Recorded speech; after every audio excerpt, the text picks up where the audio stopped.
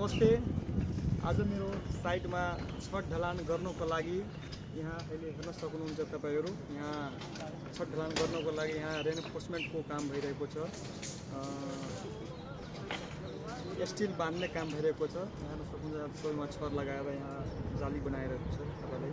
र तपाईलाई म एउटा एक कुरा बताउन चाहन्छु, कुनै पनि घर बनाउँदाखेरि यो यस्तो किन यहाँ सरिया मुरेको हुन्छ म तपाईलाई भन्न चाहन्छु।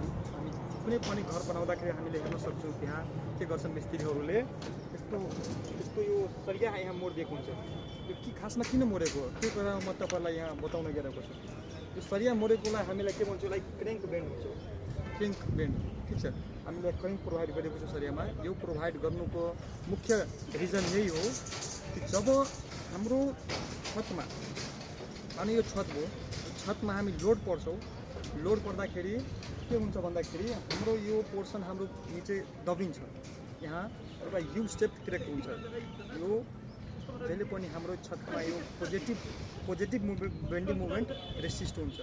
पोजिटिभ बेन्डिङ मुभमेन्ट क्रिएट हुन्छ र के हुन्छ फिक्स्ड ठाउँमा बिममा नेगेटिभ बेन्डिङ मुभमेन्ट त्यहाँ क्रिएट हुन्छ। नेगेटिभ बेन्डिङ मुभमेन्ट क्रिएट गर्नको लागि, नेगेटिभ बेन्डिङ मुभमेन्ट रेसिस्ट गर्नको लागि हामीले के गर्छौँ, यहाँ छतमा क्रेङ्क बार प्रोभाइड गर्छौँ। मानिलौ जब हामी यहाँ लोड गर्छौँ यहाँ तल झुक्छ, तर यहाँ के हुन्छ जस्ट अपोजिट त्यहाँ माथि उठ्छ।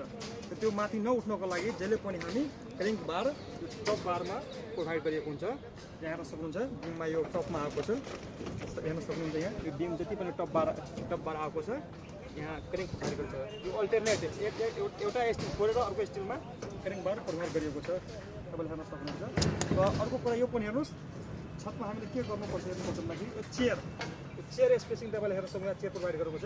मिनिमम हाम्रो चेयर स्पेसिङ 1 मिटर हुनु पर्यो यसको डिस्टेन्स। तर यहाँ हेर्नुहोस् एकदम नजिक चेयर स्पेसिङ दिएको छ। यो एज अ इन्जिनियरिङ हिसाबले यो राम्रो काम भइरहेको छ।